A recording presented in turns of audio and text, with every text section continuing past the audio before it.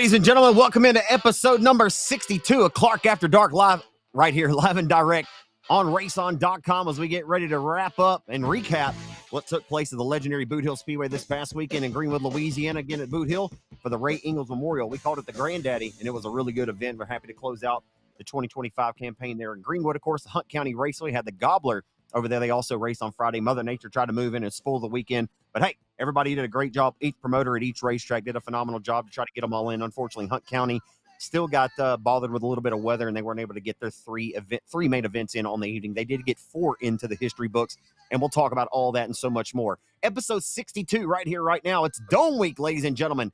And go Tigers. Lane Kiffin is the new head coach of the LSU Tigers. If you're an Ole Miss fan, sorry about your luck. I mean, what a kerfuffle. We might talk about that tonight. People have talked about it enough, and people have gone absolutely insane over head coaching searches and who's going to be their coach. It's pretty wild. Like people pay more attention to their head coach than they do their pastor, and it's a wild time to be alive, ladies and gentlemen. But we're happy to have him here in Baton Rouge, and that's all I got to say about that. Welcome in now, my co-host of this podcast out of Alexandria, Louisiana. There he is, my man Cortland Smith. Cortland, there was a lot I went through right there, man. Like, we got LSU, It was a lot. Lane Kiffin. It's Lane Kiffin week, but we're going to shift gears, and we're not going to talk about football because they talked about it enough on every single outlet you can imagine. We're happy to have him, like I said, but you're from one football coach to the other. Lane Kiffin's at LSU, and we're happy. We'll see how it all works out. I'm sure that it won't end the way it ended for Brian Kelly, but only time will tell. And that's what I have to tell anybody who is up in arms about this whole situation. Folks, just relax. Just relax. Time will tell what is going to go down in Baton Rouge, and we'll figure out if he's going to get fired. I'm sure one day he'll either resign, get fired, or he'll walk out the door to go somewhere else. And that's about 3 only options you can bet on. So nonetheless, it is Dome Week, man. The Gateway Dirt Nationals, the Edward Jones Domes, kicks off Thursday in St. Louis. And again, we're looking forward to talk about Boothill, man, and Hunt County. How are you doing tonight as I try to we had 1 week off, and I'm trying to get it together here. How are you doing tonight, man? Doing wonderful, man. I still feel like I'm full from Thanksgiving meal. Got together with family. I hope everybody enjoyed their Thanksgiving and got around some loved ones, whether it was family, friends, whoever it may be. I hope everybody enjoyed the Thanksgiving holidays. And what better way to cap off the Thanksgiving holidays than with some racing, man? Like I feel like that's just been a tradition, at least for me and my family. The old Turkey Nationals at Lone Star Speedway, that was kind of always the race. Me and my dad, we'd always load up. Like, we were sitting there at Thanksgiving dinner, and not that we were like the black sheep of the family, but ain't nobody else want to talk about racing. That meme that goes around about every Thanksgiving holiday stuff where it's like the guy sitting by himself, and because nobody wants to talk race cars with him at the family gathering. Well, that was like me and my dad, and we'd always head to Lone Star, and we raced it a couple times, go over there, watch the late models. But we got to go to Boothill Speedway on Friday night. They moved it up to miss the weather, and man, what a great show they had. That was like the perfect cap to the weekend there. Being the old coach and school teacher here, kind of got a week off there, so I laid back. I enjoyed myself. I caught up on some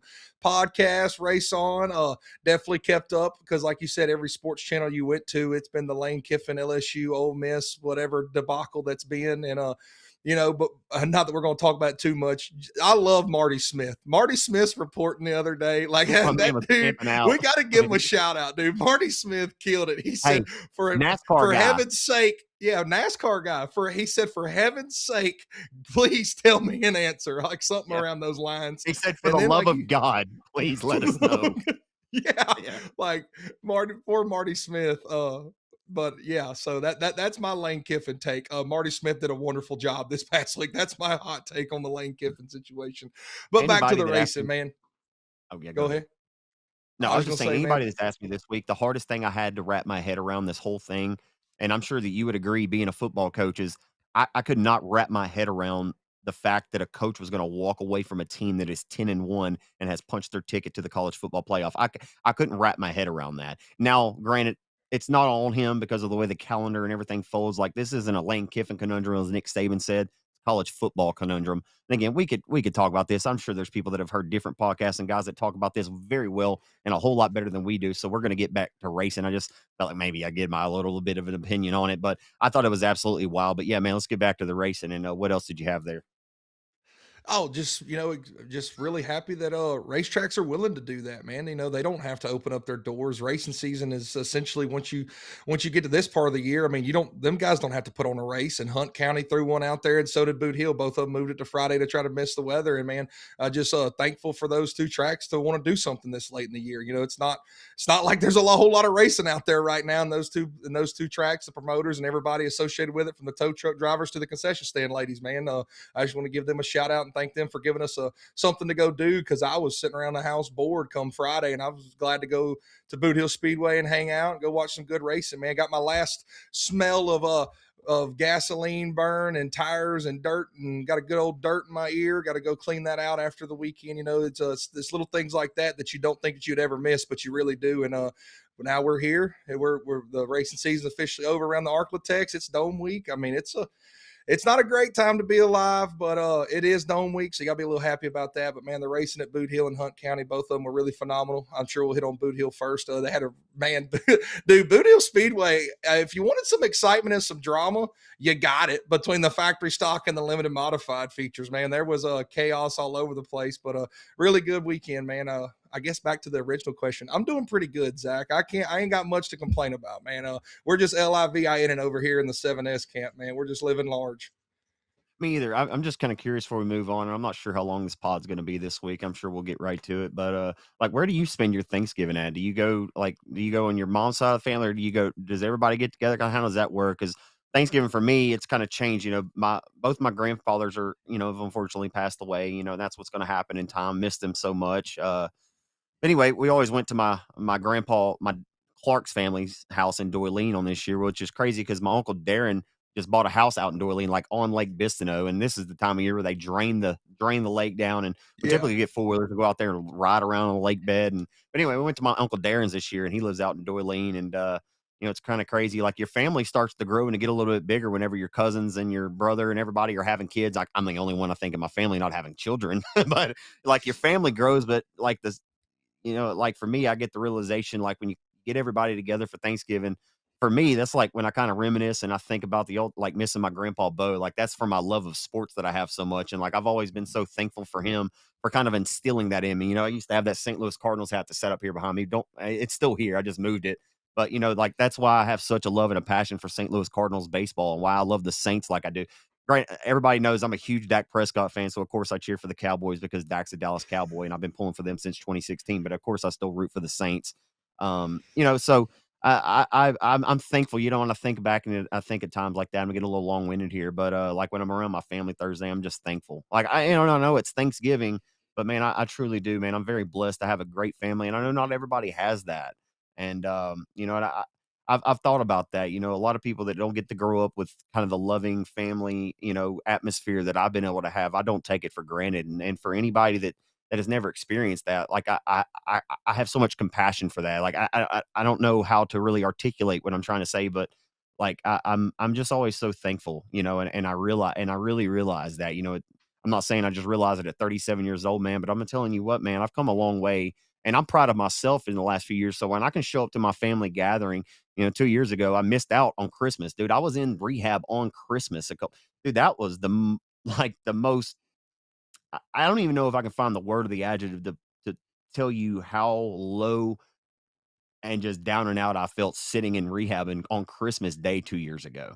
Like, man, that was something that I never ever want to feel again. And in order to not do that, you got to do the right things and put one foot in front of the other and do what you're supposed to do. This isn't a pat myself on the ass moment. It's just like, I start thinking about all these things, and like, man, I've really, really tried to do what I need to do. So when I can show up and look my family in the face, and when they say they're proud of me, I know that I'm telling the truth, because, man, I had a hidden drug addiction for years, Cortland. I had a hidden drug addiction. When I show up around all these people, they think you're doing great, but guess what? You're really not. Like, you're hiding and you're dying a lot inside. And I didn't really plan on saying that here, but maybe the way that I talk about this can maybe help somebody. And that's the only reason why I ever talk about any of these things. If anybody's ever struggling, please reach out to me. I promise you I won't judge you. And I promise you that we can talk about it. And I promise you I've probably been through something that might be able to help you in some way. I don't have a fix all be all, but I've been through a lot, and I'd love to help out anybody if there's some way I can. So back to the original question, what do you do on Thanksgiving?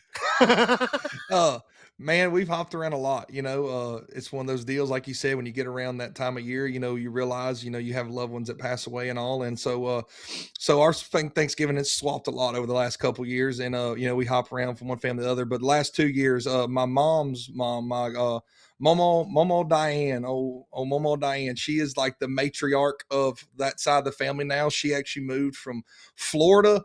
Imagine moving from Destin, Florida to Flatwoods, Louisiana to marry the love of your life. Imagine that. She moved from Destin, Florida to Flatwoods, Louisiana.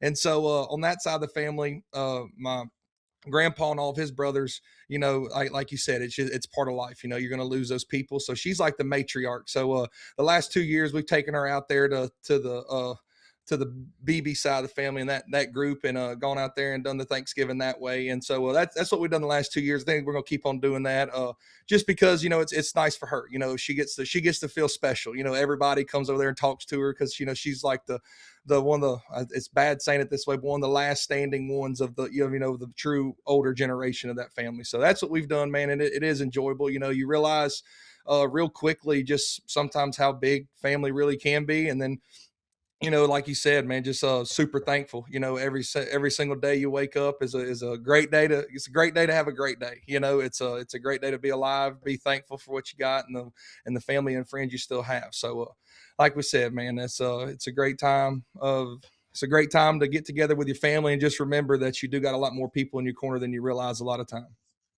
100%. My background on my phone looks me and my grandma Tommy. Isn't that awesome? She's that was at her Cool. that was her birthday just a few months ago. But yeah, I put on my background because I'm just so proud that she's my grandma. Like literally the coolest woman you could ever imagine. Like really, y'all are gonna have to check on me whenever the time comes. Like I don't even like thinking that way, but I love that woman to life, man. That's what Deion Sanders says. He doesn't ever say I love people to death. He always says I love them to life, and I love that about him. I like the way he articulates a lot of different things and puts things into perspective. But yeah, I love that woman. So, hey, man, Thanksgiving was great. Looking forward to Christmas. This is the greatest time of year, man. I love it. Like I love colder weather. It's just, man, I don't really like being that cold. I don't like being in the 20s, but man, everybody starts to hunt. You start seeing people on social media posting their big trophy bucks and all that. Like, I'm not necessarily a hunter. I'm not opposed to it. I like eating the meat, but y'all kill it for me and we'll taste test it later. You know what I'm saying? But 100%. I'm more of a racing guy. But anyway, these last couple of weeks we've been doing the number of whatever the podcast is. Like last week we had 61. We talked about a Bubba Abels and a couple of different guys. This week it's 62, and we were like, I don't know, man. Like 62. I scratch my head, big dog. I'm expecting old Zach Clark to pull me out on this one. I ain't even gonna lie, big dog.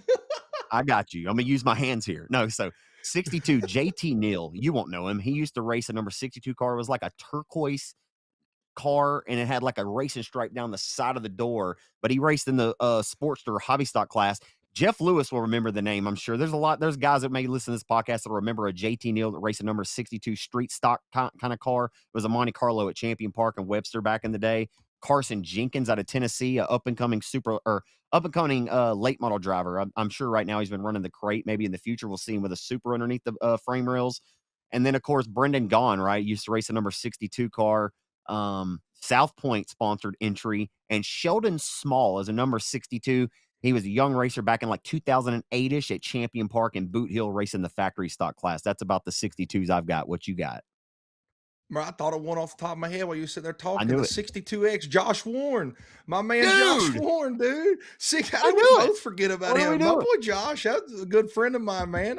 Yeah, I'm sitting there 62 and like you're rambling them off. And I'm like, I know one. Like I'm sitting there. Josh Warren, dude. Josh Warren. Shout out Josh Warren. I remembered you, homie, because I don't know if he listens to it or not, but he's probably sitting there going, Portland. We door slammed each other and yeah.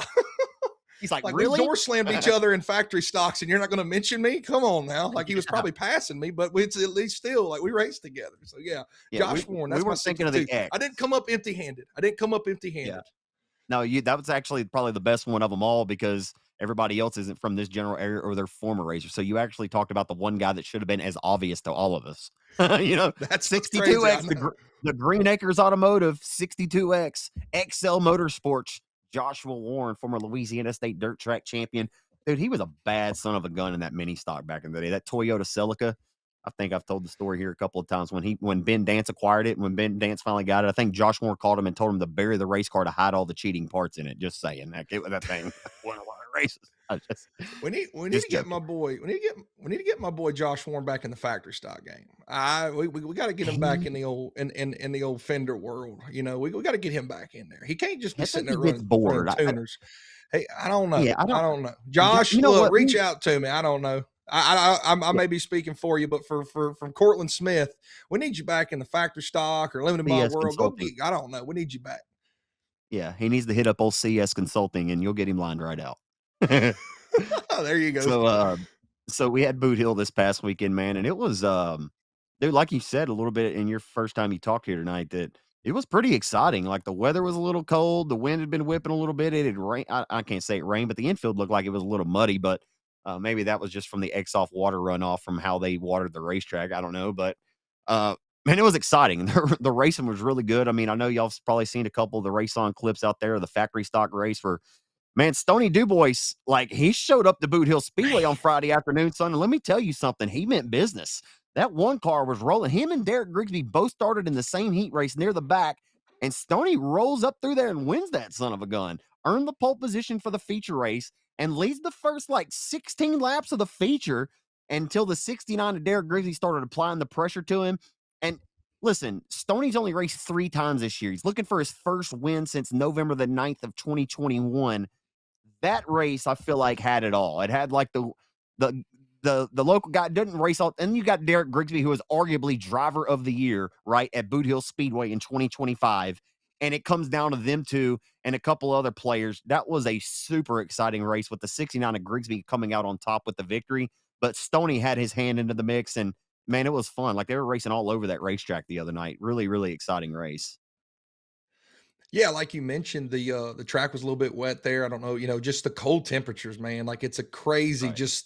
just for I know 40 degrees sounds like a lot, but man, like that 40 degrees difference can just make water sit around all day. So I'm sure they got rain at some point during the week and then water in the track and just whatever it may be. And then like you said, it's cold and you can just tell it was that wet cold. So just that moisture just sticks around a whole lot longer. So the track stayed pretty hooked up all night long, but man, it outperformed itself really. Like it outperformed from what I thought when I initially walked up there. I literally rolled up right as the heat races started, and it really outperformed itself. And we're talking about the factory stocks first. The heat races were spot on phenomenal, and the feature, dude, it was all you could ask for on a Friday night at Boot Hill Speedway, man. That one car, man, old Stony Dubois, my man, he let it slip between his fingers. I feel like I think he had enough to hold him off, but that one car is fast, man. Whether it's Stony or Dalton driving it, it's always had speed, man. Dalton's had real good performances in it this year, and then Stoney, won that race back in 2021,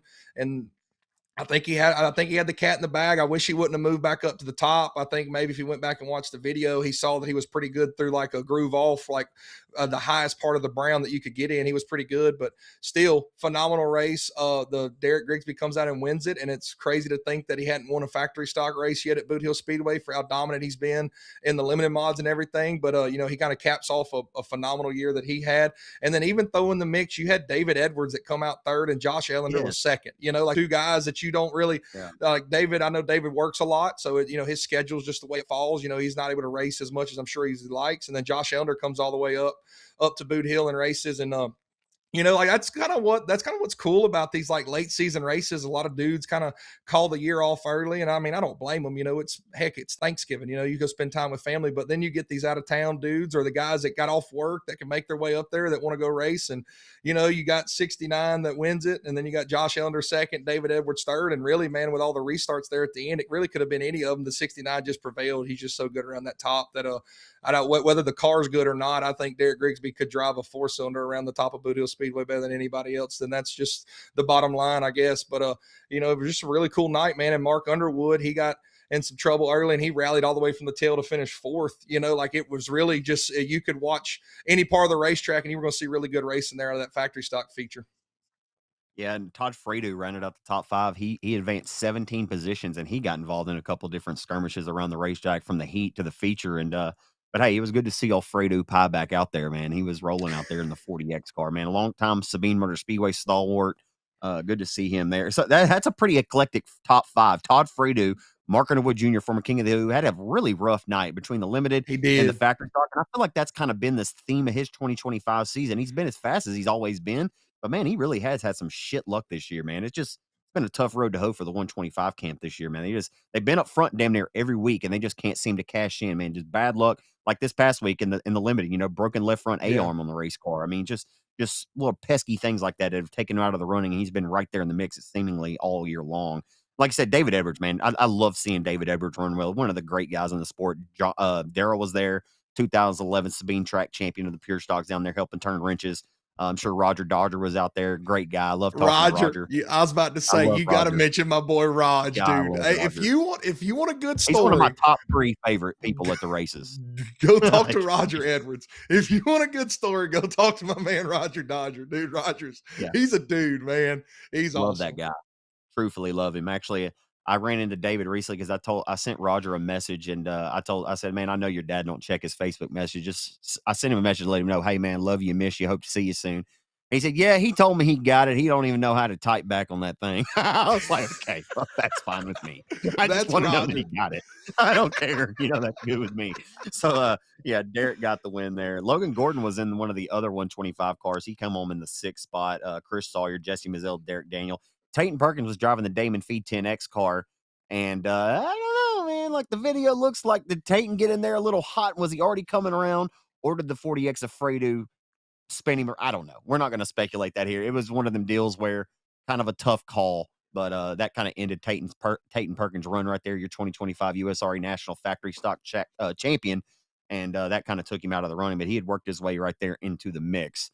So that's for the factory stocks. I think one of the biggest storylines coming out of Boot Hill, obviously our most recent, or the Louisiana State Dirt Track Championship, we saw Talon Willis, 16 years old, storm from 13th starting spot to come and get his first career A-Mod win.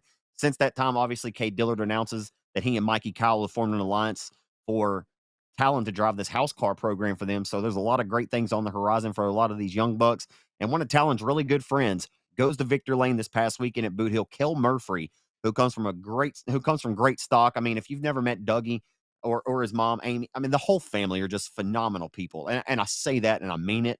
I love the Murphys. I announced a ton of those Doug Murphy Memorial races that were held at Arklatex, so I got to know the Murphys really well over the years, and I love Dougie. It's funny, Dougie texted me 2 weeks ago, and he's like, "Hey man, he's like, I just met your cousin Josh at the Audi dealership.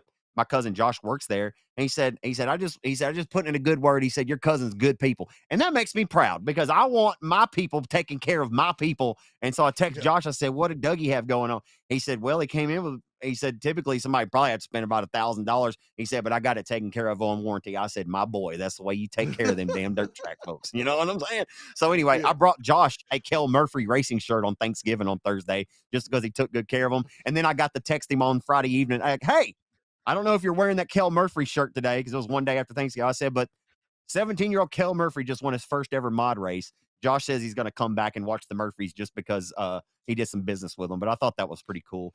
Just tying in, racing folks with racing folks. And I love that. So anyway, Kel Murphy got a big time win. Stormy Scott's down there helping turn wrenches. I mean, they even alluded to it and gave him some recognition on their Facebook post. I think they've hired Stormy to kind of help coach Kel and get him up and going. Aside from what Cade can help him out and do, Stormy's a little bit on the sidelines right now, so he can kind of devote some of that additional time. They were at Texas Motor Speedway together. That's really, really cool stuff, Cortland, and really exciting for this young man's future because I know he really wants to get to where he's trying to get. And with people like Stormy Scott in his corner is only going to help advance that progression, right? Really cool.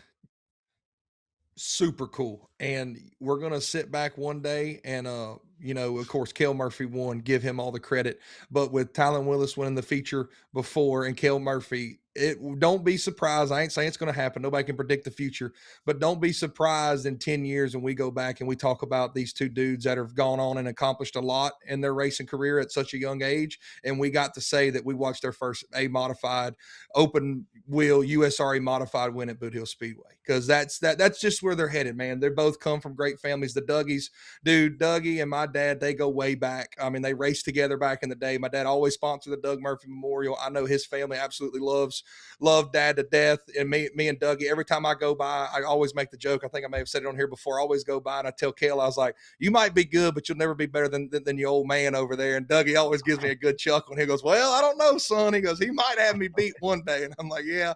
So, man, just like you said, great people, great family. It's amazing the people that you can meet dirt track racing. But anyway, dude, Cale Murphy picks up the dub, and then people are going to look at it and only see 19 cars. But when your top 7 is this, you have Cale Murphy winning, Drake Finley, who is probably one of the standout mod dudes that travels anywhere. We talked about him a couple weeks ago. Chase Hatton 3rd, Chris Hennigan 4th, Dustin Tater Hyde 5th, Jason Ingle 6th, and Little Henny, Dustin Hennigan, another future prodigy in the making. I mean, dude, whether it's 19 cars or it was only them 7 show up, Cale Murphy showed up and showed out, and he deserved every bit of it and ran a really, really good race, man. Just run around there, kept his momentum up, was able to drive through the holes, and super cool that Stormy Scott's in his corner.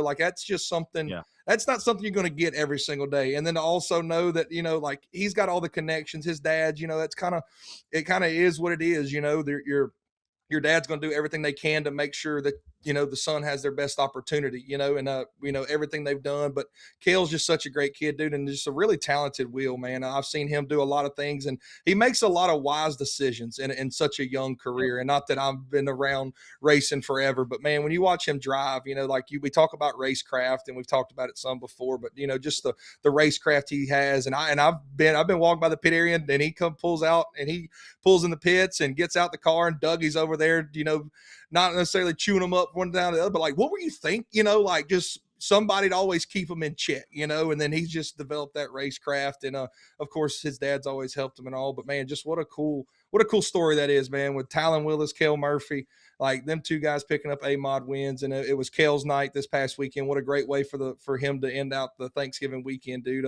All props to him, man. The future is super, super bright, and they look like they got the stars lining up to go have a heck of a year next year. I don't know what all they're going to do. I think they got rid of all the B-Mod stuff, maybe. I don't know for sure, but I feel like they're going to put all their eggs in the modified basket and go racing, and that's going to be really cool to see how that progression goes, man. And he's already doing a lot more than I ever have behind the wheel, so shout out Cale Murphy, man. You're killing it, kid.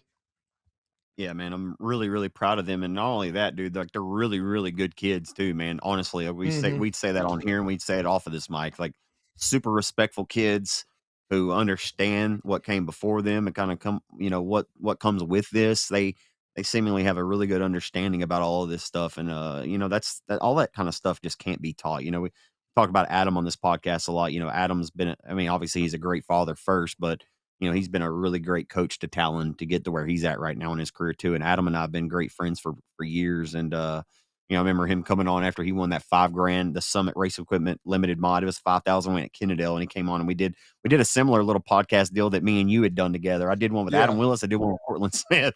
I think I did one with a couple other guys too. But anyway, man, it's cool, man. Like people ask me, and I've said it on this pod before, people ask me why I still do this is why. Like to watch these kids push the progression in their careers and to watch my friends' kids now, like I tell the people this all the time. I don't have kids of my own. So kind of in a way, like I look at it like my racing family is my extended family. And a lot of these kids that I've like Dustin, like Dustin's a good friend of mine now, but before, I wouldn't have said that 5 years, he was just a young kid. He was Chris's son then, now Dustin's old enough where, we can have a friendship, but I'm so proud of all of them, man. And I truly mean that. Like I love all of these kids, and they really do mean a lot to me. Like they're an extension of me, or not an extension of me, but they're an extension of the friendships that I've created over the years. And to watch them is just take a lot of pride in it, man. And when they do well, whether they do well or they do bad, I'm still proud of them. But it's just fun to watch them. And that's all I got about that. So the limited modified feature was an absolute shit show the other night. And is that okay for me to say? I don't think it's okay. Whoa! It wasn't that bad. That was a little hot. That was a little aggressive there, Zach. That was a little aggressive. Sorry. Sorry to all the limited modifieds. I love you too.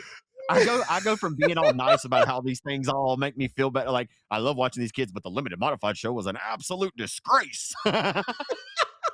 But dude, it sucked. Dude, that race sucked. Big fella. Let's just be honest, dude. That race sucked. You brought out 8 cautions in the first 4 laps. Get it together. No, okay, well, get it together. I'm that okay. I'm made being a little over the top. I'm being over the top on purpose because listen, we can't have races like that. We can't. no, You're asking race no. fans to sit in the grandstands at 40 degrees, 42 degrees out, and you're just bringing out caution after caution after caution after caution. And you act like people want to sit here and watch this shit. We had one of them, and the green flag comes back out, and they're rolling down the back straightaway. And if old boy just don't pull his race car right down to the bottom into turn number 3 and brings out an immediate caution. And now I get it. His car might have died and he rolled right in there. He couldn't do nothing about it. But damn it, it just didn't look like it made a whole lot of sense to me. And here I am on my soapbox on a Tuesday afternoon and I need to calm down. But it is what it is and it's over and done with. And I'm not calling anybody out. But the limited race, listen, hey, all we're saying, it could have been better. Like, it could have been better. That's all I'm trying to say. Could have been better. But it wasn't. And guess what? Ethan Bells did everything he needed to do to put himself in position driving that Colton Davis 21C IRP race car. Ethan Bells did a phenomenal job, kept his nose clean, stayed out of the kerfuffles, and he was fine. He found himself an SNS fishing and room victory lane. All that to say, it was a wild one on Friday afternoon in the USRA limited mods. I will say, I don't think I will say that there is guys that go out there and purposefully bring out a caution, and that is what it is. You can't really do much about it. Most of those at the limited modified race were true wrecks. Like somebody just spun smooth out or somebody got ran smooth over. So it wasn't like somebody just said, oh, I'm going to stop right here. Like it wasn't necessarily all that. The only caution I was really mad about was whichever one came out and we were 2 by 2 throwing sliders for the lead and we had a 4-car battle and we just had got like 2 laps in and it was going to shape up to possibly be like one of the races of the year. And then the caution comes out and then everything hit the fan. Mark Underwood Jr.'s leading, gets by Derek Grigsby through lap traffic, and then all of a sudden you realize he's got a broken control arm. I didn't catch where that happened, and then Derek Grigsby ramps over a lap car, and then his night went from great to just, by golly, why did I show up after Thanksgiving on a full stomach and do this crap? And it was really, though, man, it like if you look back, yes, there was a lot of cautions, but it wasn't like a terrible race. Yes, it could have been better, friend. I will agree with you. But Ethan Bells did everything right in the Colton Davis ride. I don't know if you mentioned that part or not, but that was pretty cool that they let him get behind the wheel of that, and he picked up a win. Dustin Robinson, dude, did like he went for broke on a couple of them slide jobs he threw in there. Like there's a couple of them that he drove them and like all of them were clean. Like it wasn't like he went in there and just like right reared over somebody's left front. Now, of course, some of the dudes maybe had to lift a little bit, and that's not always the happiest when you're the guy getting slid. But dude, he went for broke on a couple of them, and he comes out second. And like we talked about, Mark Underwood, just again, bad luck strikes, dude. Probably was going to win the race, just had a really good piece and left front control arm brakes, and then just crap hit the fan. We went off into turns 1 and 2, and I think Robinson maybe got in the back of him. If my memory serves me correctly, I'm pretty sure he kind of got in the back of him there. Mark, I don't know if he was having trouble getting the corner. Kind of caught the tail end of it, but I think Robinson maybe nicked him there a little bit and turned him around, and that just sent his night even worse. He was just trying to hold on there for what he had, and I think they were going to send him to the tail, and he just drove off and called it a night. His fun meter was pegged. So, but another bad break for him. But really, dude, when you think about it, it's another one of them deals. When you look back at this finishing results, you got Ethan Bells, Dustin Robinson, and Ryan Reeves, I think, was third. Like when you look at again one of them nights of like it's cool to race in November. Yeah, like you got random dudes up there that you don't really see a whole lot finishing in the top 3. So that's another little nidbit that I like, man. Is you got another eclectic mix of guys up there for finishing the limited mod race.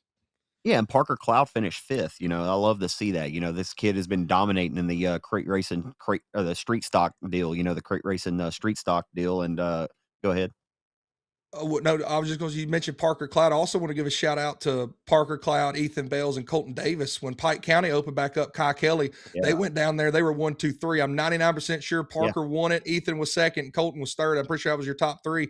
But I want to give him a shout out. He was up there running up front too, went in there. I think he was going to throw like a little test slider, just kind of got in the loose stuff there and spun it around. Didn't affect nobody. But yeah, he's been really good in that IRP chassis, man. I know they've acquired that kind of recently, and he's been racing it more. He's been really, really sporty, and it'll be exciting to see what he does next year if they're going to race the limits a little bit more. we need like I want that kid. You know what I mean? Like Yeah. almost sign him to a free agent deal. Like this is what this class needs. You know, the Yeah. limited modified class needs new competition and new blood right now. And if Parker Cloud's willing to come in and shake some things up and runs at Boot Hill, Arklatex, because I know he's not as close, like Super B's a little bit more closer to home and Sabine Speedway. Yeah. But man, if we could get him up to Boot Hill Speedway 5 or 6 times a year, man, that would be phenomenal. That kid's super talented. And obviously, have been really. I respect the fact of what he's done from afar. I haven't been able to see too many of his races in person this year, but what he's done in the street stock has been really stellar. And you know, he's performed well at the Street Stock Nationals. I talked about that on the broadcast on Friday night at Boot Hill. But yeah, man, that's a very interesting top 5. Ethan Bells, Dustin Robinson, Ryan Reeves, Kane Spurlock, Parker Cloud. Pretty cool stuff there. And also, Ethan Bell's about time he'd get some respect he deserves. His first win at Boot Hill since the opening night win of 2023. But this guy travels around to any racetrack around, you know, like his stuff may have been put up for the year, but like you said, Colton Davis, I don't know how that transpired. Maybe he just gave him a call or however it went about. But Ethan Bell says, yeah, I'll drive it. He advances nine positions, puts himself in position. Ethan Bells has emerged into being a really good race car driver. He has not been dirt track racing, but about 5 years now. And it's really impressive what he's been able to do consistently at all these different racetracks that he ventures to, man. Been really impressed with him, whether it's the E8, and in this case was the 21C car. And Dustin Robinson, I just want to mention him again. He won at Texas Motor Speedway back on October the 4th. Now, a lot of people may not remember the name, but Dustin Robinson used to always come up to Boot Hill and run the Battle of Boot Hills. He was in a blue car and had an orange tin on it. Some years it was Oh, different. yeah. Yes, No, I'm with you. I knew the name. I knew who he was. I was trying to think of what yes, car. Yes. that's Dustin Robinson. He has come close to winning a couple of Battle of Boot Yes. Hills. Like he was on Kel Westover's tail one year almost. He was on Joel Cuvillon's tail that one year that Cuvion won it in 2016. But dude, Dustin Robinson is a wheelman, and he's kind of just getting back in the fold. This hasn't been too many starts for him. He used to race a lot of Cardinal Speedway over there in New Mexico. He's won the Black Gold Showdown over there a couple of times, one of their big special events. This is a really good racer. And we only see him maybe, you know, 2 or 3, like max 2 times a year. That's when he's full-time racing. So maybe he's getting back into it. I'd love to see him come back to Boot Hill in the future, but really good racer. Like I said, won at Texas Motor Speedway on October the 4th. So he obviously carried a lot of that confidence and momentum into Boot Hill and had a strong second place finish. Like you said, he was throwing haymaker slide jobs. Like the dude was throwing the kitchen sink on Boot Hill and throwing them across the nose of the 69 car at one point. Yeah. So he meant business, and that was pretty exciting stuff. Boone Evans won the B mod race, and Ford Jr. Did what Ford Jr. does. Big old tall lanky Boone Evans climbs out in S&S Fishy and Rental Victor Lane. He's just happy to be there, right? I mean, Texas Longhorns beat the Aggies earlier that day. I know everybody remembers the rap Travis Evans had. He had the Longhorns rap. I went by them and talked to them before the race. And Travis said, buddy, he said, we'll be happy as hell if we get out of here and the Longhorns have won and we can come home with a top 3. I said, shut up. Y'all came here to win. You know, he said, yeah, you're right. We come here to win. But anyway, so they got a win, and no surprises there. Boone had 9 wins at Rocket this year between the stock car and the B mod, and that was his 4th win at Boot Hill, or 3rd, sorry, at Boot Hill in 2025. He's just been rolling, man, no matter which racetrack. And just trying to put a complete bow on Boot Hill real quick. Chad Callender won. I'm sorry, he did not. Jarrett Strickland won his second Sportster feature of the year, and that was one of the most exciting races of the night. If you haven't seen it, you can go back and watch the clip. It's now on Facebook. They cut a highlight of it earlier today. But Strickland won the second race of the year at Texarkana, which is their second event, all the way back in March. I actually think it was their very first event. So he won the very first race at Texarkana in March and then wins the final race at Boot Hill to end 2025. Pretty cool little book. I'm sure he'd like to have a little middle of a chapter there. But hey, a win at the start and win at the end. Not a bad way to end your year and a way to open up 2026. Strickland's been fast all year and finally put it all the way together and held off his teammate Chad Callender to get that job done. So that was pretty cool there. And also the 2024 USRA Tuner National Champion Michael McEachern has really got back into his winning ways here towards the tail end of 2025. So that's a wrap, and that's a bow on all the winners at Boot Hill. Do you have any additional insight or any tidbits on a couple of them guys?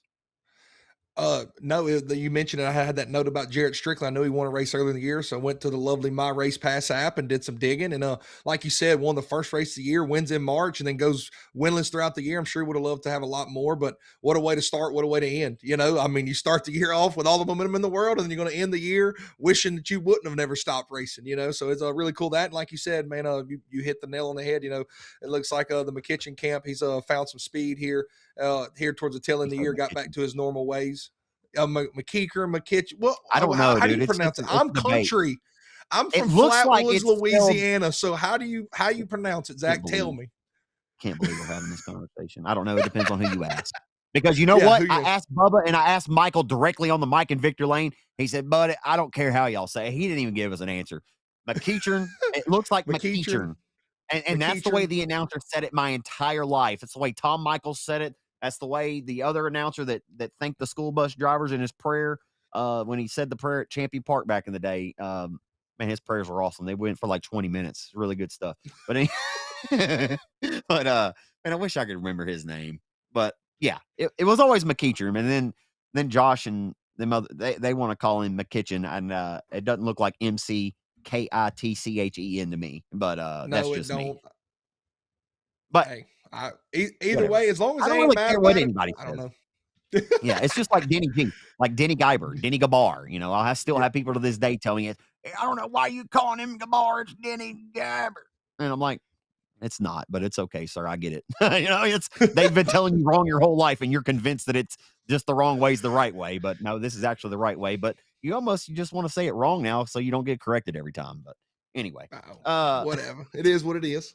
yeah, it don't bother me none either way it goes.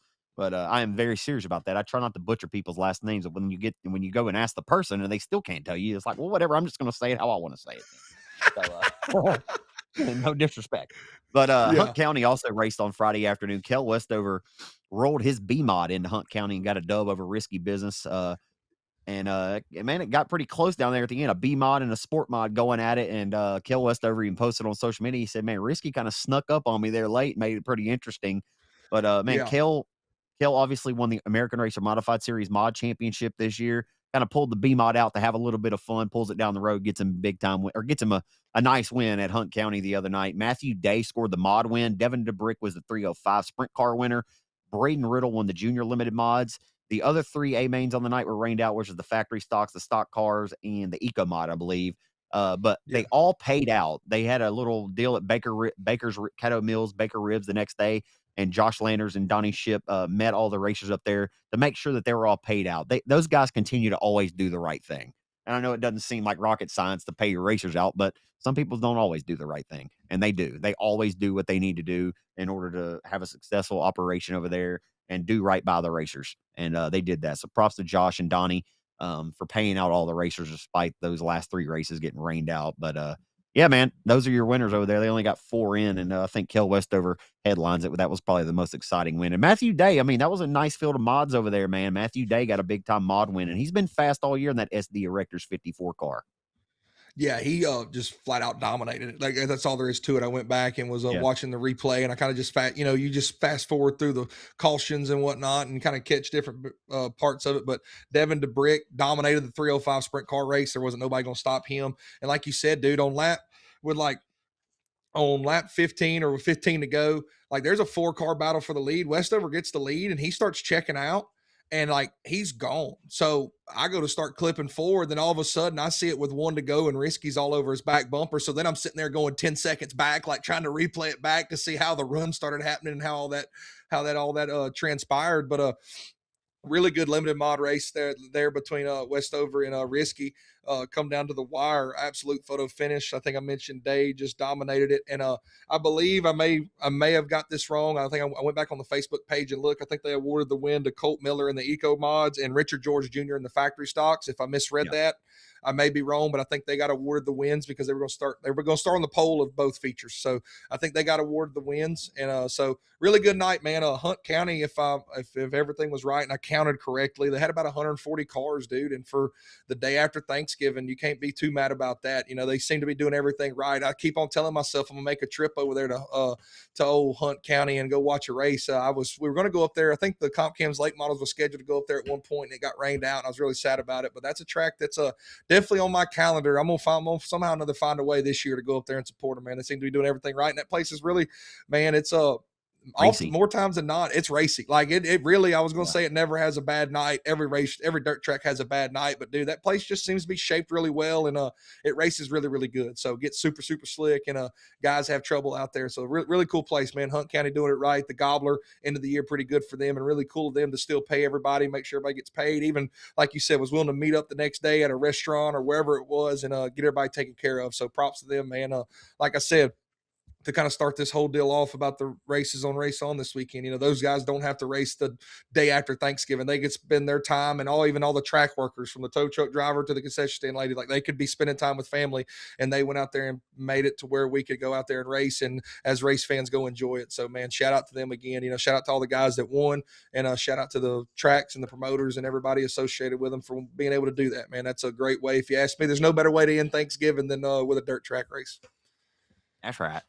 Yeah, good That's stuff right. over there, man. They do a good job, and I get over there about 3 times a year, and it's always fun. I love every time I do get over there. They got a pretty interesting deal with the way they're set up. Like they host weddings and stuff on that facility Okay. throughout these months. Like so, when they schedule, their schedule has to be pretty well intact and thought out well in advance, and so that's kind of why you don't ever see just like races get thrown up kind of randomly at Hunt County. Like what they have Makes set in sense. stone is kind of what they have set in stone over there. So but it is a nice little racetrack, man. I remember at one time Justin Whitehead would tell anybody, like if you asked him what his favorite racetrack was, he'd say Hunt County. He just loved the way it raced, and he's raced at a lot of different places. But nonetheless, here we go. It's Gateway Dirt Nationals week. The Dome, man, you've seen it all week long, or really for the last couple of weeks. The hype and everything has been starting to build, right? And this year it seems like more than ever. I don't know if I'm wrong about that, but it seems like the hype is a little bit more than ever. Maybe that's because the main event for the super late models pays $75,000 to the winner this year.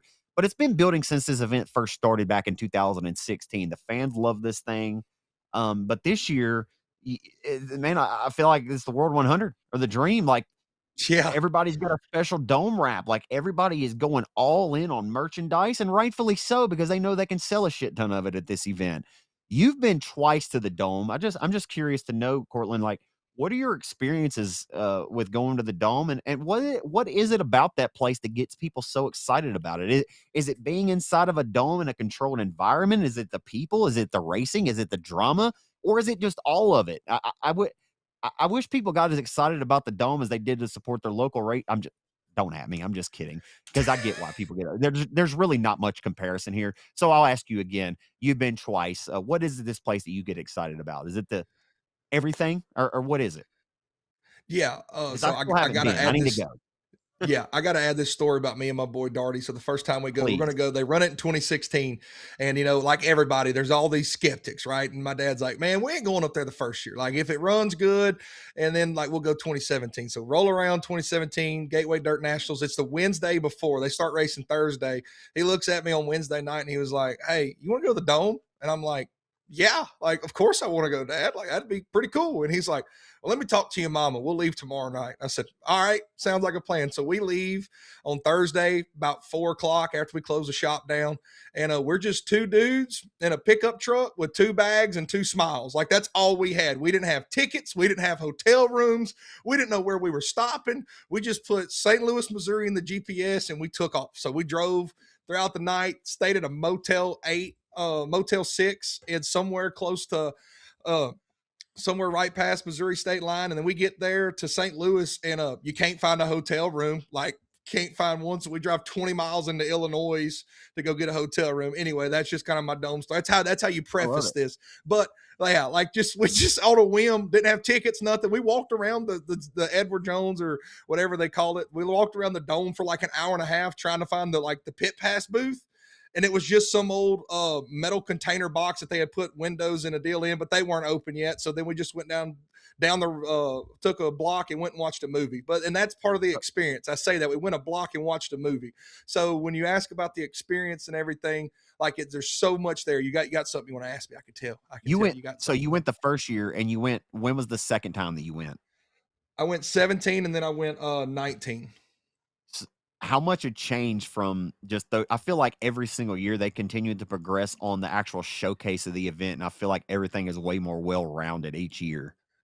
Yeah, so it's definitely way more well-rounded now, and and that's part of it. I think it's it's the experience that gets everybody. I really do think it's just the whole deal.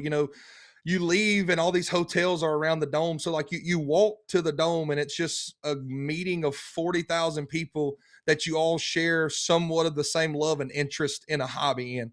And it's not, Yeah. there's nothing else like it other than the Chili Bowl. Like you walk into this dome and you think you're going to a concert or whatever, and then you open the curtains and there's a dirt track sitting there, and it just kind of takes your breath away for a second. Like, and then you think about it, oh, they built this in like a week. Like, this wasn't something that's been planned out for months on end. Like, they did this in a week. So it really is a super cool experience. The fact that you can get up and go walk around, and every vendor merchandise, like you mentioned, all the guys got t-shirt stands and Race Ranch and whatever ASI racewear. Like, it just, everybody's got their stuff set up, and it really is a really cool experience. You don't have to ever worry about the weather. I think that really helps it. The pits right there in the convention center connected to it. Not gonna lie, one of the coolest things ever when we were there in 17, Timmy Culp was racing it, and that's part of the reason why we went, was because dad was always a big fan of Timmy, helped him out. And I was like, as we jokingly say, I seen a memory pop up, as Timmy said, Darty always treated me like a second son. And He was the one of Henry's the Mafia, coolest, son. he was. He always represented Henry's Auto Salvage on there for my boy Darty. But one of the coolest things about it, and I don't think people appreciate it, like, you can walk outside and these late models are going down the main street to the fueling station to pull into the dome. Like, that's something that you will never see anywhere else. And I was lucky. Like, I got to go run down the that street and pull the warm-up board out of the C8 before he went out for his feature in 17. A little another tidbit there. But yeah, just the whole experience, is the racing always going to be the greatest? Maybe, who knows? I think it's a group of people that I really believe the people that show up, they show up for the event. And whether it's a slide job fest and 48 passes for the lead, or we just flip 48 cars on the weekend, I think they're just there to have a good time. It's a gathering of friends. They have turned it into an absolute spectacle. I think it's more of an event than a race. And I think Cody Summer will be the first one to tell you that that's what he wanted to do. Not that he doesn't want the Right. racing to be bad. Like, they want the racing to be good and do all that, but you turn it into an event, and the atmosphere and everything about it. That, I guess that's what gets the people coming back, and you're right there on top of everybody. You can't really miss a whole lot. It really is, man. And then at the bottom of that, you're in downtown St. Louis. Like I said, when the races are over, you're all on foot and everybody's walking to, whether it's a bar or the hotel lobby. Like, man, you walk in your hotel lobby and there's no telling who you're going to see right there, or you walk into whatever bar may be open, there's nothing, like, you'll run into every single dirt late model or modified guy that's there, so it just really, I don't think it's one certain thing. I think you hit it perfectly. It's everything about it, man. It's the gathering of 40,000 people that all love this sport and showed up for a reason. And you're right there, dude. I mean, you got, the Cardinal Stadium, the baseball stadium's right there, Busch Stadium. Like, just, it really is an event. And like I said, I'm not saying that the racing's bad or that people don't show up for the racing, because they do. Like, they showed up for a race, and it just kind of happens to be one of the greatest events in dirt racing that there is right now. And so it really is an all-encompassing thing to go to. Like, I tell people, you at least got to go once. This guy right here, I'm 6'3", about 320 on a hoof. Those seats get kind of tight pretty quick, big guy, so I can't sit there, and I'm sitting there, and I ain't going to sit there that long. I've been blessed and fortunate to do a lot of cool things in my racing career. By all means, I got to take the fiance one day and take her up there and let her experience it. For those people that are diehard Dome fans, more power to you. Go do it. I will definitely be tuned in. I'm just as much as a fan of the Dome as anybody else. It's one of those deals that I'm not too worried about going, because I've been to two of them already, But if Right. all means, if somebody wants to pay all of my expenses and cover my concession stand, because the prices get kind of high. I know Cody ain't got nothing to do with the concession stand, but the prices get kind of high over there at the cheeseburger stand. It ain't Mama Carolyn slinging burgers back there, making sure that they right. It's just somebody throwing some burgers out there for $12, and that'll ring you up high pretty quick. Yeah. Man, I'm really looking forward to watching it, of course. I mean, I really look forward to it every single year. I mean, it's I enjoy Trenton Berry being on the a part of the broadcast team. You don't get to typically see him on flow. So, and Blake Anderson, doing the sideline reporting. It's a great group of guys they have together that bring you the event, as far as the broadcast side goes. But as far as anybody I've talked to, like Valerie or really, anybody that I know goes, they look forward to this every single year, like it's Yep. their Christmas vacation, and rightfully so. I mean, it does seem like a blast, and people invite me every year.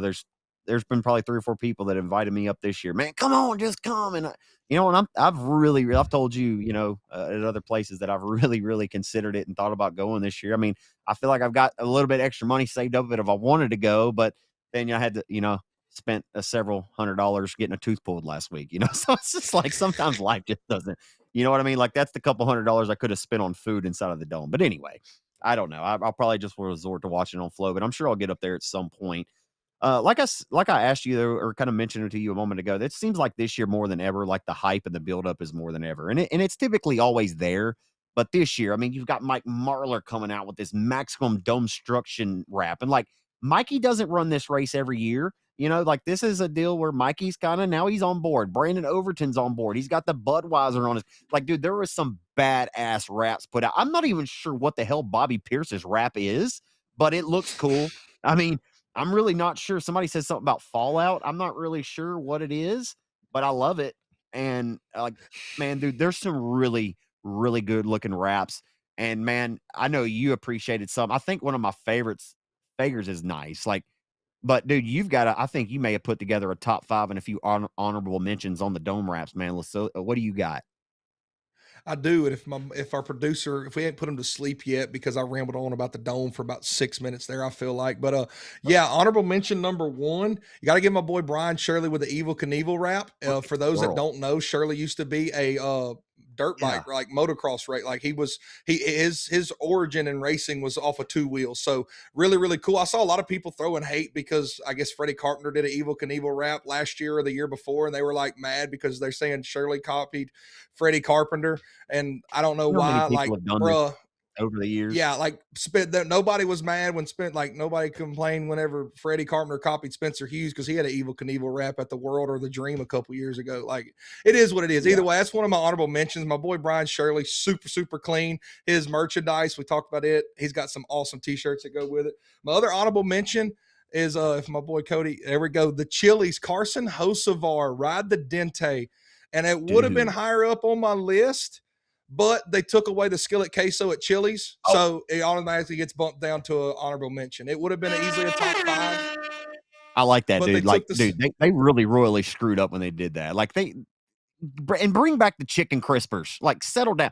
When people go to get a triple dipper, they want your little long cheese pulls, on the mozzarella logs you got. But you know what else they want? They want their damn chicken crispers. That's all I got. Go ahead. So those are my 2 honorable mentions. Really clean car there by Carson Hocevar. My number 5, I got a top 5. We'll go through them pretty quick.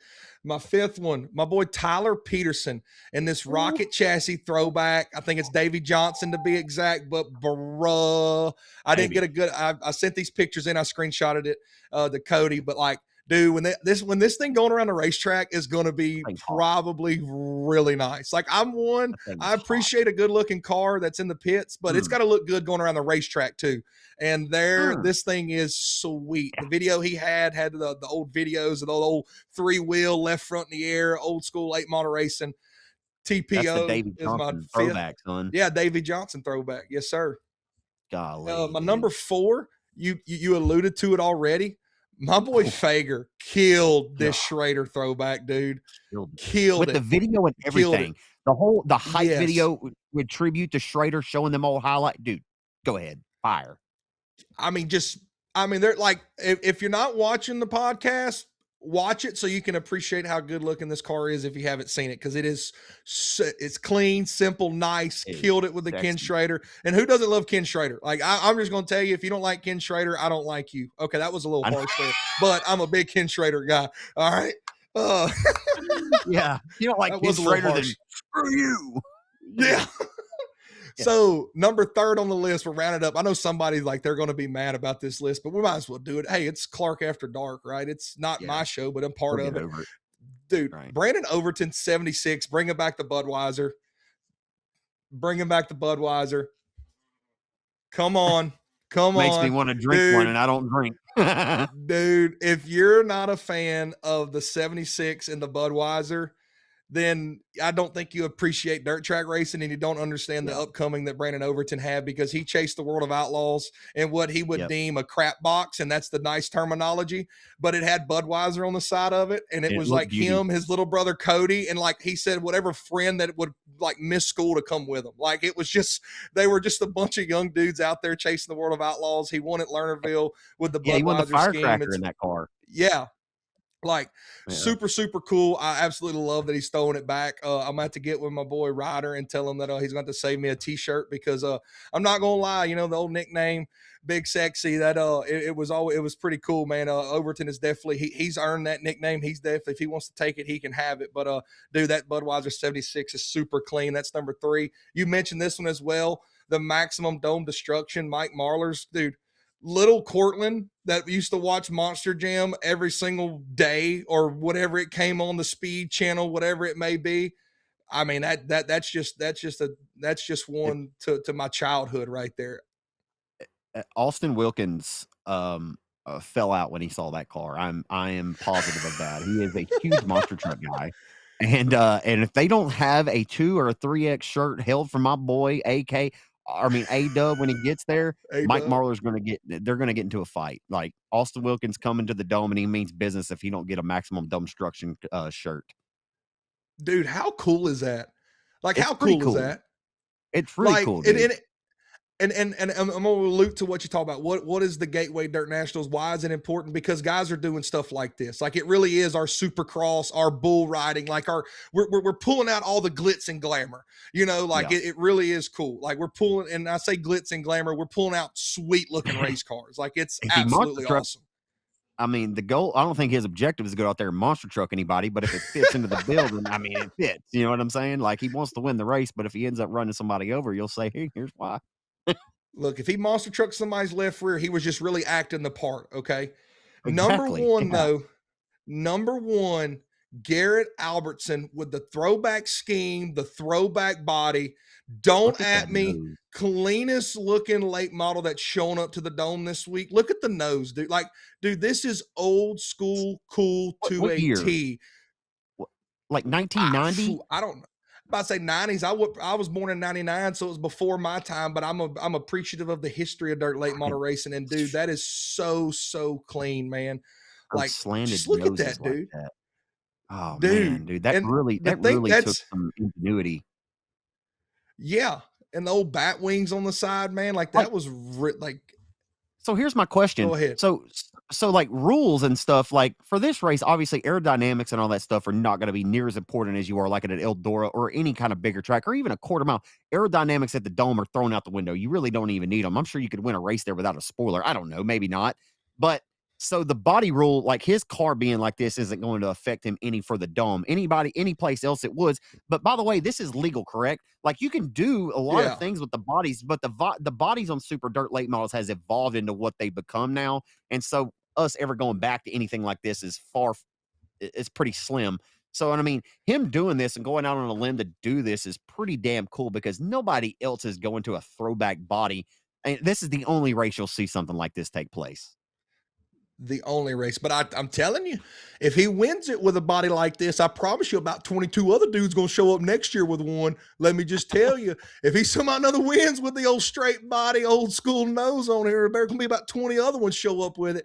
But dude, super, super cool. And when I seen it, I automatically thought about back, like you said, back in the 90s, old super stock, old late model days. I think Cody got the picture. I sent it into him late. I have one of my dad, dude, back at Chatham Speedway. Like, look, like the old straight side, straight quarter panel. The deck is straight. Like it ain't all this bowed and all the skew bodies. The bat wings are very similar. Look at the nose, same angles and all. Like they really, really killed it, man. This old super stock, old Viper race cars. I believe my boy Ronnie Adams used to build them back in the Gap. But you know, it just really, really cool. Garrett Albertson, he completely took throwback. to a T. Body, To a T. wrap, everything, man. It's super, super clean. Number one dome wrap of the year. If you don't at me, it's not even an argument. You can have your own opinion. That's completely okay, but you're not going to change mine.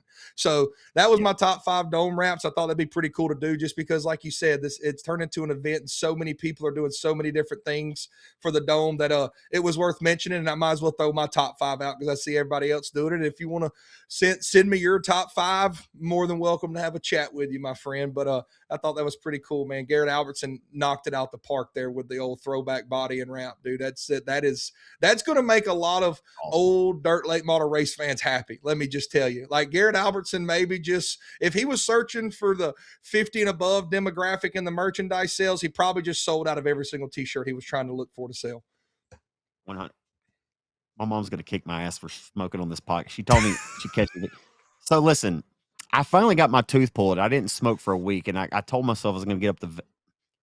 We're not going to get into all this right now, but if there's one thing that ZC needs to still give up, it's these damn vapes. And this isn't something that I picked up until after I went to rehab, which is crazy to think about.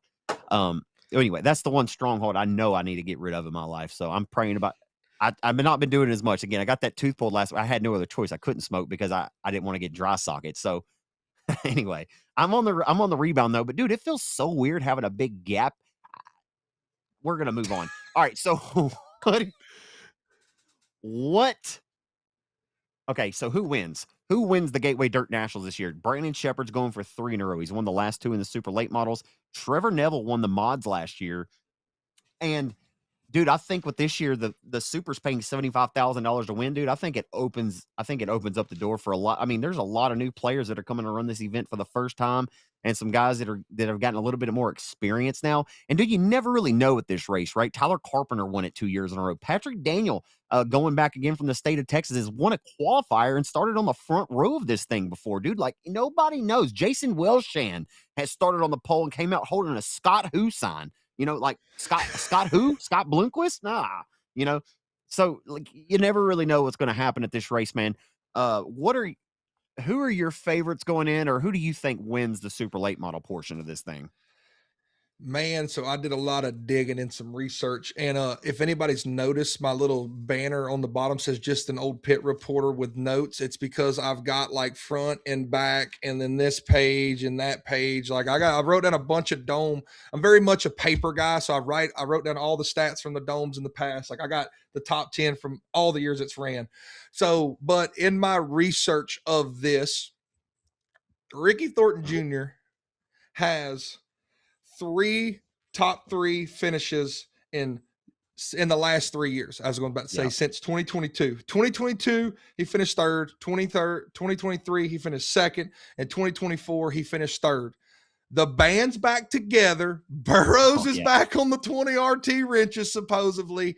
And 20 RT is going to pick up the Gateway Dirt Nationals. I know that's low-hanging fruit. I know that's really low-hanging fruit. But I will say this much. I don't think we're going to see too many surprise guys that really shock the world. I know they say the dome is the great equalizer, but in those years that you had all these really like big time, like who in the world is these? Because really you look at some of the guys that have won, you know, they talk about, you know, Miles Moose, Cody Bauer, stuff like that. Like those are 2 guys that are like, well, those 2 guys race really, really well. And they win a lot of races throughout the year. Like they're just not somebody that races 3 times a year and shows up to the dome and thinks they're going to win. Like those dudes go race and they do their homework. And so like when I was doing my study as well, like Mike Spatola like races a bunch. So in 16, you had 97 cars, 17, you had 94 cars, and 18, you had 93. In 2019, it had 86 cars show up. In 2021, you had 82 cars show up. All right. After that, you had 119, you had 127, you had 131. Just using your statistical brain and odds, the amount of big time guys that are now showing up this year the amount of cars it's just going to be hard for some dude that's really nobody knows about to make a big impact. And I don't mean that in no bad way. And that's not a disgrace to nobody, dude. You're just racing at the dome. If that was your dream, you're doing it. But dude, like you said, it's a World 100 field, man. Like it is going to be like, I hope somebody goes in there and shakes it up that we don't know about, but man, don't be surprised when you look at the top 20 rundown and it's probably pretty similar to what you had at Eldora. You know, like it's really like those guys are showing up this year. Honestly, for me, my favorite this year, and honestly, I didn't have a clue who you were going to pick to win this race. I agree with you. I feel the same way. I feel like it's Ricky Thornton Jr.'s year. He's won the modified multiple times in his career, but he's never been able to solidify a victory in the super late model portion of this event. But I just feel like it's that time. Like you said, the band's back together. Morale's going to be high. They're going to be feeling good about themselves. And Ricky could very well sweep the entire deal, the mod and the super late model. Yeah. My underdog for this race this weekend, and maybe he's not to a lot of people. He usually performs really well at the Dome. I'm going with Ryan Unzicker. I would love to see Ryan Unzicker win at the Dome. This race falls right in his wheelhouse. He typically performs really well at Macon, and he performed well at Belle Claire too, and that was on the UMP Summer Nationals. And by the way, Belle Claire's coming back. You know that, right? Belle Claire is coming back. They're building that place back up. It's supposed to be Yes. coming back. But man, I would love to see Ryan Unzicker have a good run over there, man. He's one of the best, on the Illinois bull rings, and I expect the 24 car. Man, beautiful wrap for him too. I wish I'd had a picture of it to show all you guys, but Unzicker's got a sharp looking car for this weekend as well. Unzicker, like you said, kind of one of those not necessarily underdogs, but not the big name guy that you could be expecting. And another guy who's made his name well known there, he just hasn't broke through. And I almost took him, I really did, but I just feel like RTJ, but I almost took him. Tanner English. Dude, if that guy cannot break through and win, like I'm telling you, dude, he's been so close so many times. I got a list of multiple top 3 dudes, and he's finished second twice. And he's always been up front. I think he had a motor blow up one year or something. He was running up front there. He got underneath Pierce at one time.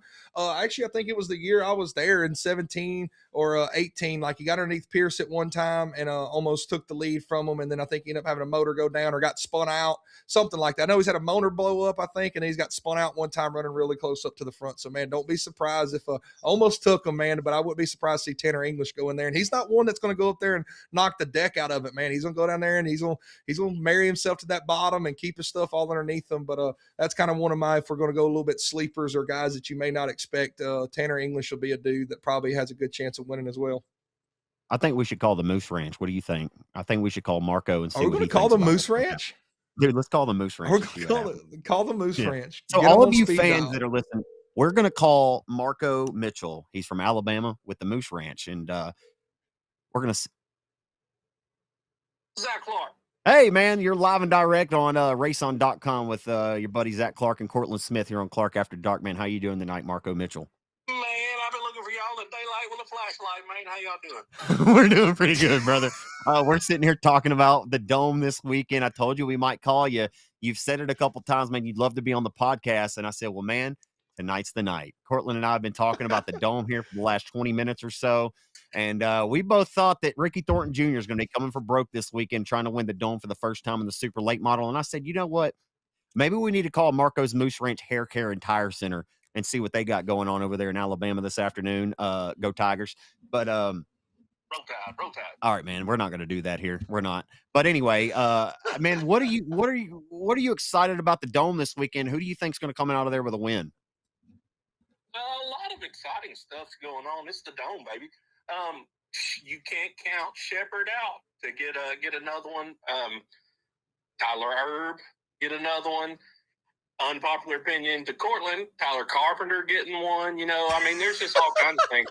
Ricky Thornton would be nice to see. I'm a Ricky Thornton fan. I wish he would get one. Go ahead, Cortland. What? You got us? Oh, no, I don't know if you can hear me. I'm about to say, I don't know if you can hear me or not.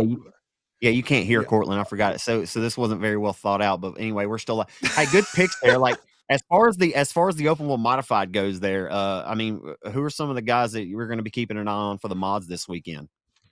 Like I said, Ricky Thornton's a good one, and then I also like.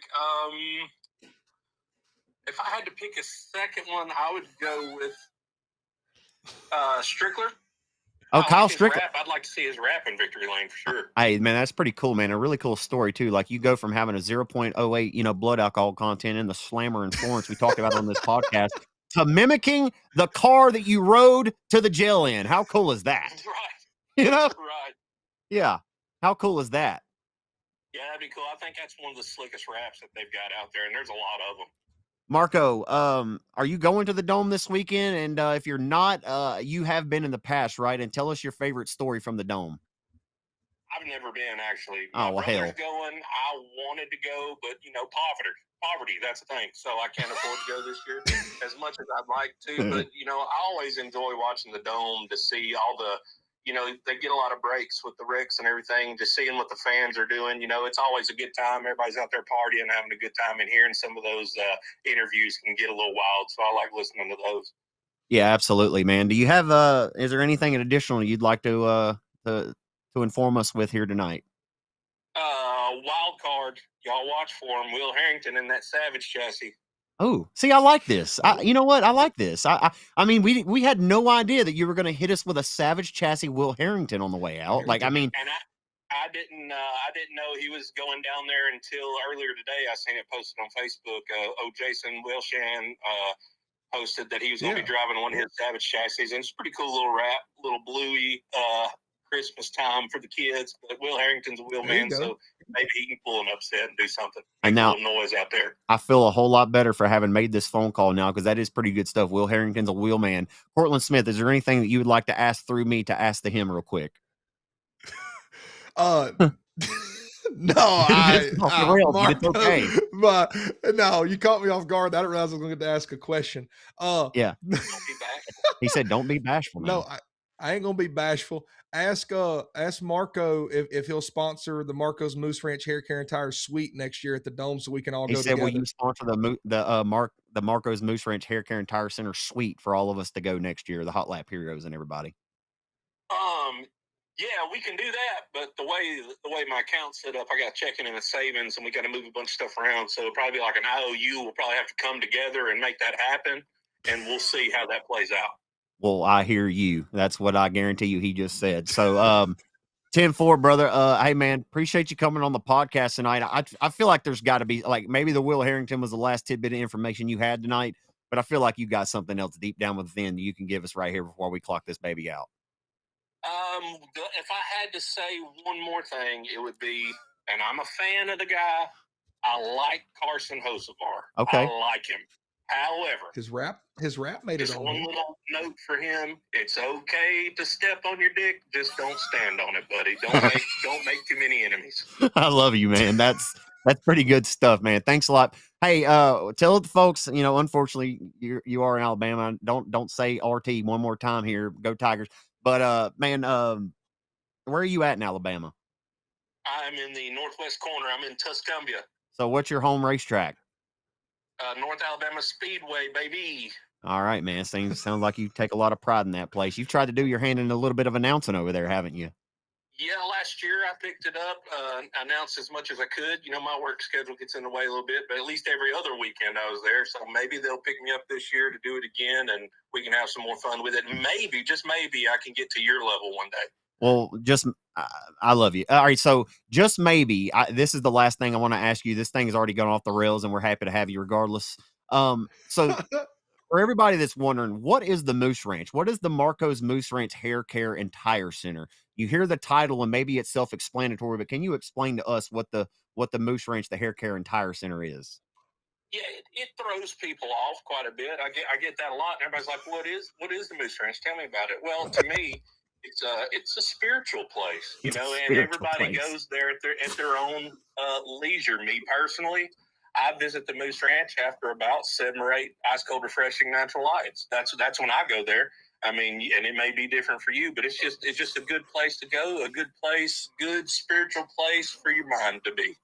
So you can get you 4 fresh new Cooper tires and get your haircut all in the same place, correct? You can get that tire rotation, oil change, a Mississippi mud flap, and leave the kids at the petting zoo while you're doing it. You know what I'm talking about? Well, I hear you. I do know what you're talking about.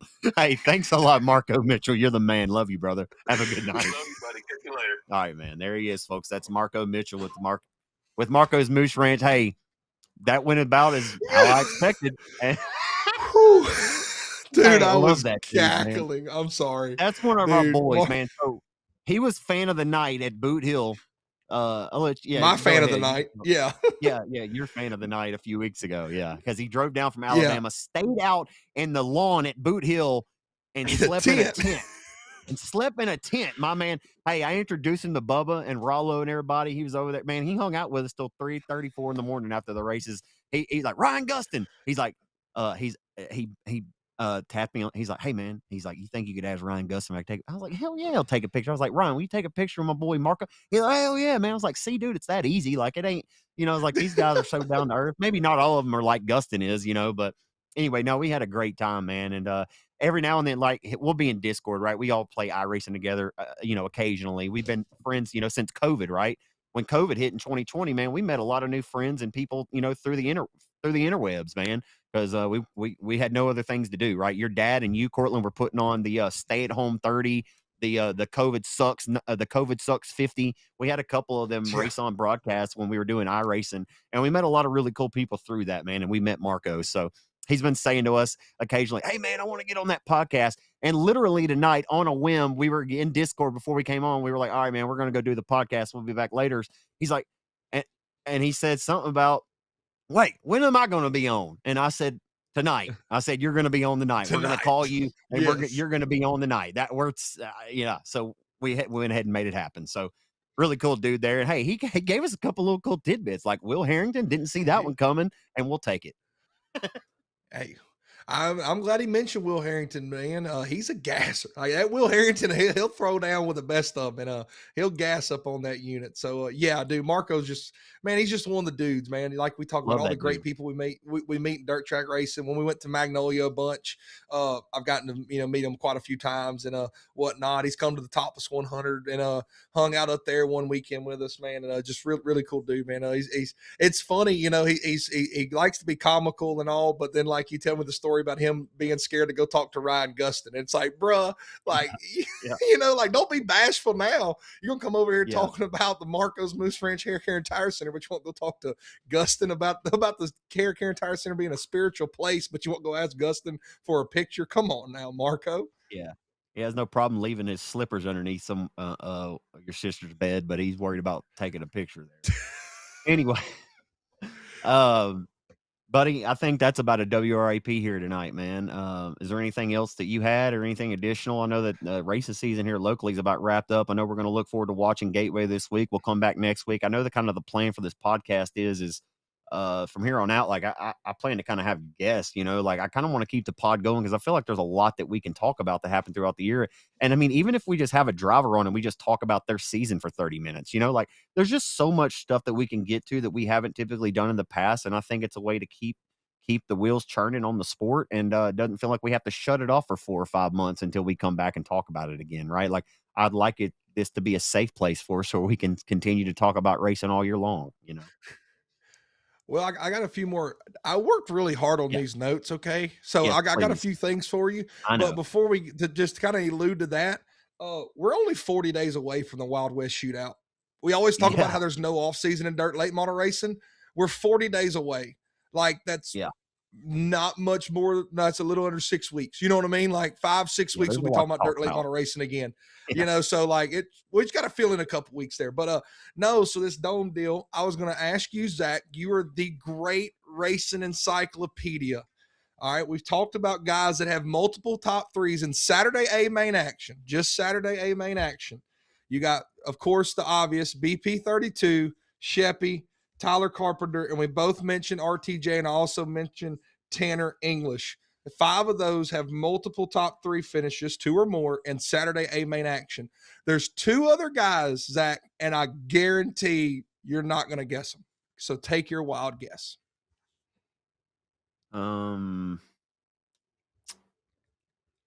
Right. I wish I had a list where I could just have I could pick names. Yeah. Yeah. Is there a little bit of a hint here that I could it's not drivers that you would think of. They are older in age. Oh, well, I'd love to play this game. In age. One resides in Indiana and one resides in Arkansas. Arkansas, huh? Well, just tell us. I don't.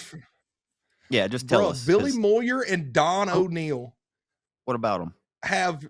They're the other two. They have two top three Wow. finishes in the Gateway Dirt National. So when you Are you make this serious? list of guys, I swear, dude, unless Dirt on Dirt and my race pass is wrong, Billy Moyer finished I don't second in think you're wrong. 2018 and third in 2019. Don O'Neill finished second Hold in on, I'm calling Kevin 2016 Kovac. and third in 2018. Call him, bruh. Yeah, no, I believe it. Dude, We'll call Bob multiple Marcos. top three. Call Marcos. Multiple Yeah. top three finishes in the Gateway Dirt Nationals. I guarantee nobody would have guessed Billy Moyer or Don O'Neill. I guarantee it. Have. Nope, it Billy wouldn't have Moyer, been me. Don O'Neill. It was older. It wasn't Wouldn't have necessarily been in the last 5 years, but yeah, so that's something that I did some digging and found out, man. Like something really Awesome. cool. We talk about guys that have Hell yeah, multiple that is top cool. three Saturday A main finishes. You of course 32 BP 32 Sheppy, Carpenter, RTJ, English there, but then Don O'Neill and Billy Moyer. Like that's pretty interesting stat right there. I feel like, if you ask me. It is. And you know, and then Dirt Late Model Racing is all about the chassis game. And this one's a kind of a little bit more obvious, but Rocket Chassis has 2 Saturday A main wins. Longhorn only has 1. Kryptonite has 2. The Bob Pierce chassis has 2, and the Bloomquist with the 1. So that's something pretty interesting. A very eclectic mix of cars, and I don't really think it matters what chassis you're in at the Dome. You just got to have a decent piece underneath you and keep her together. Maybe it's Shannon Babb's year to win the Dome. Is he coming? Because he's always pretty good. Yeah. Like he almost won at the first. You know, he won a prelim, but he's never been able to solidify the deal on the finale on Saturday night. You know, one thing Yeah, that's so I'm cool trying about to- the Dome. You know what? One thing that we didn't talk about that's so cool about the Dome is there is absolutely no way that this thing is getting weathered out. It's not getting rained out. Yep. I mean, I mentioned it's that. snowing. Yeah, I'm sorry. Maybe you did. I'm sorry. It's No, snowing you as good. all get out right now up there in St. Louis. So good luck to everybody that's traveling up there because the weather's looking pretty sketchy. So y'all be safe and pay attention to your surroundings because if you're not used to driving on that kind of ice, I'm not telling you to be a sissy about it. I'm just telling you to pay attention. But there's a ton of people going up there, man, and I've strongly considered it. I'm still not 100% that I'm not going to just pull out of this driveway at about 6 a.m. on Saturday morning, depending on what Thursday and Friday look like. But and I'm looking forward to it nonetheless, whether I'm there in person or watching it live on Flow, which will probably be the case. But a couple of things. The 67 Speedway Banquet is January the 24th, and I'm really sad about that because it conflicts with another date that's important to me that night. So I've got to make a business decision on where I'm going to go. I got 2 banquets on the 24th, and then I got another banquet that I have to MC on the 31st at Margaritaville. We've got Boothill's banquet again. Dude, ton of fun. If you're not doing anything on the 31st, why don't you just come join me? It'll be a blast. It'll be a ton of fun. That'll be the plan, man. I kind of realized I missed out on something exciting last year. I think last year was the first time they held it, you know, with Bubba fun. and Rollo there. And dude, like it seemed like, again, it's not the Gateway Dirt Nationals, but it was a group of all your buddies showing up to have a good time. And that's all that matters, right? Like at the end of the day, Yep. like we just want to show up and enjoy life and have a good time. And so that's obviously was a gathering of friends last year, and they had a good time. Recognized some really good people and you know, drivers for their performances, and I think that's the plan again this year. So yeah, I'm gonna try to have to sneak my way up there on, what'd you say, January 31st? Yeah, January 31st. I'm gonna sneak my way up there. Might go put 100 on black. Who knows? You know, you're feeling froggy. It might not be 100, might just be 20. Let me just be real, but we'll see what happens. Bob David, Chris David's dad, you know, owner of RaceON, him and Harry and Bob, they all came to the Boothill banquet last year, and I'm if I'm lying, I'm dying. It was about 3:30 in the morning. We're walking through we get off the table games. There was a bunch of us there, like Kelly Lockey, you know, Whitney, a good group of people, Aaron Roy, Khalees, everybody. We're all hanging out, Rollo, Bubba. I mean, there's still a good 30 or 40 of us there at 3-something in the morning. We were having a great time. Yeah.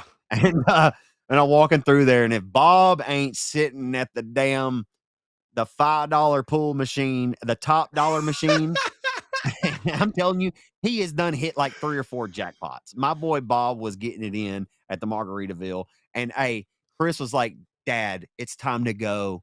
Chris is going to hear this back.